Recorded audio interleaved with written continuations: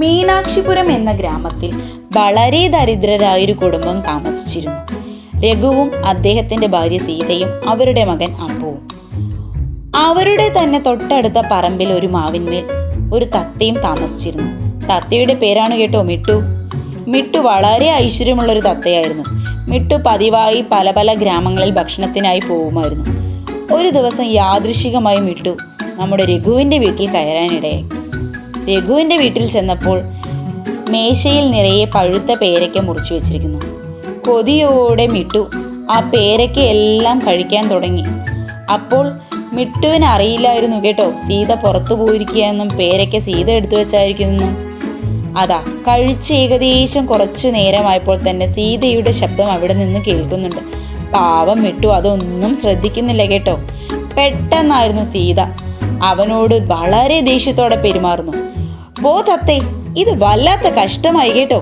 ആകെ കുറച്ച് പേരൊക്കെ എടുത്തു വെച്ചിട്ടുള്ളൂ, അത് നീയും കഴിച്ചു, ഇനി ഞങ്ങൾ എന്താ കഴിക്കുക? തത്ത പാവം വളരെ സങ്കടത്തോടുകൂടി തൻ്റെ മാവിന്മേൽ തിരിച്ചു പോയിരുന്നു. തത്ത പോയ സമയം കൊണ്ട് തന്നെ രഘുവിൻ്റെ വീട്ടിൽ ധാരാളം ഐശ്വര്യങ്ങളും വന്നു തുടങ്ങി. രഘുവിന് ഇഷ്ട ഭക്ഷണം, തീന്മേശ, അതുപോലെ തന്നെ രഘുവിന് വ്യാപാരത്തിൽ ധാരാളം നേട്ടവും ഉണ്ടാകാൻ തുടങ്ങി.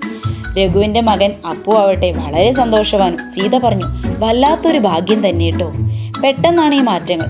അതെ അതെ അമ്മേ, എനിക്കും ധാരാളം സുഹൃത്തുക്കളും ധാരാളം കളിപ്പാട്ടങ്ങളും എല്ലാം കിട്ടാൻ തുടങ്ങിയിട്ടുണ്ട്.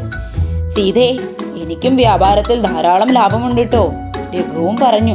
സീത പറഞ്ഞു, വീട്ടിലാണെങ്കിൽ ഇപ്പോൾ പണ്ടത്തെ പോലെയല്ല, എല്ലാ സാധനങ്ങളുമുണ്ട്.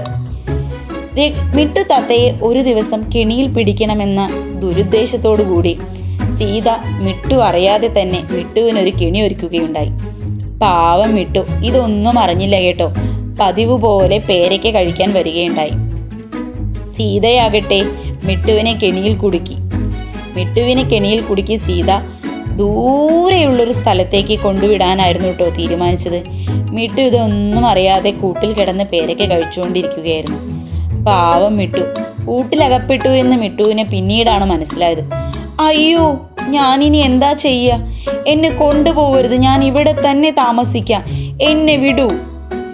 മിട്ടുവിനെ കൊണ്ടുപോയി സീത വിട്ടതോടെ സീതയുടെ വീട്ടിലുള്ള സകല സാധനങ്ങളും ഓരോന്നായി അപ്രത്യക്ഷമാവാൻ തുടങ്ങി. ഷോ, ഇതെന്ത് പറ്റി? നമ്മുടെ വീട്ടിൽ എല്ലാം പോയിരിക്കുന്നു, പഴയ അവസ്ഥയിലേക്ക് തന്നെ നമ്മൾ തിരിച്ചു വന്നിരിക്കുന്നു. എന്താണ് ഇതിന് കാരണം? രഘുവിന് പാവം ഒന്നും മനസ്സിലായില്ല. രഘു പറഞ്ഞു, എനിക്കും വളരെ ബുദ്ധിമുട്ടുണ്ട്.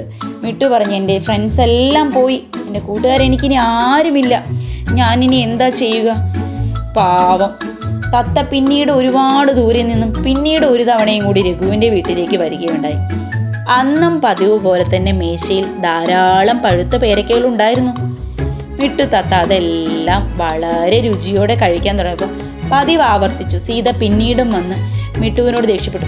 ഷോ, നിന്നെ ഞാൻ ഒരു തവണ കൊണ്ടുപോയി കളഞ്ഞതല്ലേ, നിന്നെ കൊണ്ട് ആകെ ശല്യമായിരിക്കുന്നു, പോ തത്തേ, പോ തത്തേ. തത്ത വീണ്ടും പറന്നുപോയി. യാദൃശികമെന്ന് പറയട്ടെ, വളരെ ആശ്ചര്യം, വീണ്ടും സാധനങ്ങൾ ഓരോന്നോരോന്നായി മിട്ടു തത്ത പോയതോടെ രഘുവിൻ്റെ വീട്ടിലേക്ക് വന്നു തുടങ്ങി. രഘുവിന് ധാരാളം പൈസയും ലഭിച്ചു തുടങ്ങി. പിന്നീട് തത്ത വന്ന് കുടുങ്ങിയത് രഘുവിൻ്റെ വീട്ടിലെ കൂട്ടിൽ തന്നെ.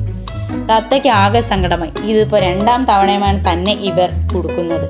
തത്ത വളരെ സങ്കടത്തോടു കൂടി ഇരുന്നു. പാവം രഘുവിന് ഇതൊന്നും അറിയില്ലായിരുന്നു കേട്ടോ, ഇത് സീത വെച്ച കെണിയാണെന്നും. രഘു പാവം തത്തയെ രക്ഷിച്ചു. കൂട് തുറന്നപ്പോൾ തത്ത പറന്നുപോയി. തത്ത പറന്നു പോയപ്പോൾ പാവം രഘു എന്തിനാണാവോ ഈ തത്തയെ ഇവളിവിടെ പിടിച്ചിരുന്നത് ഒന്നും അറിയില്ല.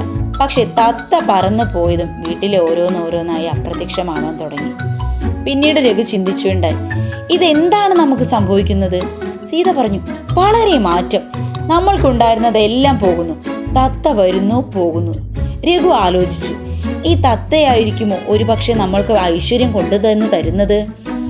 അതെ, തത്ത വരുന്ന ഓരോ വരവിലും നമുക്ക് ഐശ്വര്യം വരുന്നുണ്ട്.